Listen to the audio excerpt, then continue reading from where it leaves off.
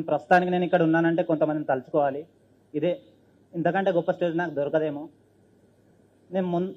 నాకు 3 అక్కలు, నేను ఒక్కడిని. అందరూ గవర్నమెంట్ స్కూల్లో చదువుకున్నారు.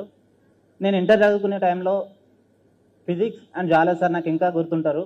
వాళ్ళిద్దరు నన్ను చూసి నేను చదివిపిస్తాను, మీ పేరెంట్స్ని అడుగు, మేము చదివిపిస్తామని అడిగితే నేను ఇదే మాట తీసుకెళ్ళి నేను మా బాబుకు చెప్పిన. అప్పుడు మా బాబు ఏమన్నాడంటే, బిడ్డ వేరేవారు నేను చదివించడేంది, నా తల తాకట్టు పెట్టైనా కూడా నేను చదివిస్తా, నాకు ఎంతుందో నాకున్నంతలో నేను చూసుకుంటా, ఎవరైతే నీకేంది అని అన్నాడు. ఆ తర్వాత నేను లాంగ్ టర్మ్ చేయాలి, ఎంబీబీఎస్ చదవాలంటే లాంగ్ టైంలో డబ్బులు అవసరం పడ్డది.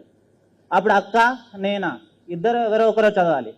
ఆ టైంలో తల్లిదండ్రులు కాబట్టి వాళ్ళు ఎవరినైనా ఒక్కరినే చదివించాలని చెప్పలేరు కాబట్టి అప్పుడు మా చిన్నక్క అయిన అమ్మ తమ్ముని చదివించండి, మిమ్మల్ని పోషిస్తాడు, నేను చదవలేను అంటే మా అక్క చదవకపోవడానికి కాదు, నేను ఇంటర్లో ఉన్నప్పుడు కూడా మా అక్క నా మీద అంత నమ్మకం ఉంచుకుందంటే మా అక్కకు నేను ఏం చేసినా తక్కువ అవుతుంది. నేను ఫస్ట్ లాంగ్ టర్మ్ అయిన తర్వాత డబ్బులు ఇచ్చి నన్ను హైదరాబాద్ పంపుతాడు. మా అమ్మ నాన్న ఇద్దరు ఏం చదువుకోలేదు, కానీ వాళ్ళ జీవితాన్ని చదివింది. లాంగ్ టర్మ్ పోయి నేనే చదువుకున్న తర్వాత రిజల్ట్ వస్తుంది. రిజల్ట్ వచ్చిన తర్వాత బాబు తక్కువ మార్కులు వచ్చినాయి నాకు అని అంటే, బిడ్డ నువ్వెంత చేసినావో నాకు తెలుసు, నీతో అయిన దానికన్నా ఇంకో 10 ఎక్కువ చేసి ఉంటావు, నీ మార్కులు ఏం కాదు, ఇంకోసారి ట్రై చేద్దామన్నాడు. సరే నెక్స్ట్ సారి ట్రై చేసిన తర్వాత నాకు సీట్ వస్తుంది. వచ్చిన తర్వాత నేను కాలేజీలో జాయిన్ కావాలి, నాకు ఫీజు కూడా లేదు. యాక్చువల్లీ మాకు ఫీజు కట్టాలి, ఒకసారి సీట్ వచ్చిన తర్వాత ఫీజు కట్టాలని కూడా మాకు తెలియదు. ఎందుకంటే మా చుట్టుపక్కల మా ఊర్లో ఫస్ట్ సీట్ వచ్చింది నాకే కాబట్టి మాకు ఎలా వెళ్ళాలి ఒక రూట్ తెలియదు, ఒక దారి తెలియదు. అప్పటికప్పుడు ఫీజు కట్టాలి, ఎవరిని అడుగుదామన్నా తెలియదు. నేను ఆ పరిస్థితుల్లో అమ్మా నాకు ఈ డబ్బులు కట్టడం అవసరం లేదు, నేను చదువుకోను, మీతోనే వ్యవసాయం చేసుకుంటా అని చెప్పిన. అప్పుడు మా బాబాయ్ మీకేం తెలివి ఉన్నదా, ఈ రోజులలో కోట్లు పెట్టి చదువుతున్నారు, నీకు ఫ్రీ సీట్ వచ్చింది, నువ్వు చదివితే ఏమవుతా అంటే అప్పటిదప్పుడు మా అమ్మ మెడలో ఉన్న గొలుసుని తీసుకొని అమ్మి నన్ను కాలేజీకి పంపింది. ఆ తర్వాత నెక్స్ట్ ఇయర్ నుంచి నాకు స్కాలర్షిప్ వచ్చింది.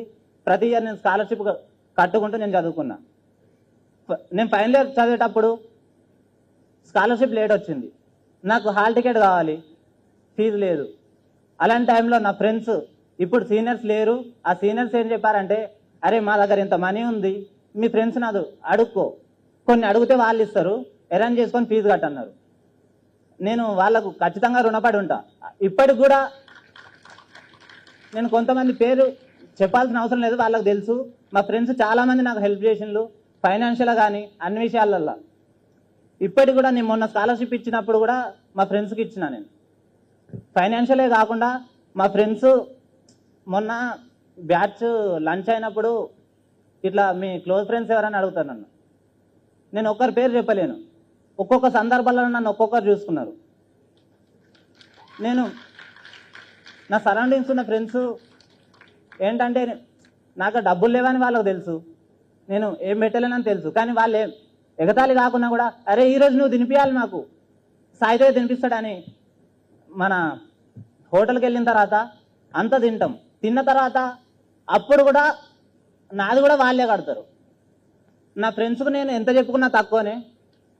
2K19 నేను ఎప్పటికీ గుర్తుపెట్టుకుంటా. ఫైనాన్షియల్ నాకు చాలా హెల్ప్ చేసిండు, ఎమోషనల్గా చేసిండు, ప్రతి ఒక్కరు నాకు దగ్గరగా ఉన్నారు.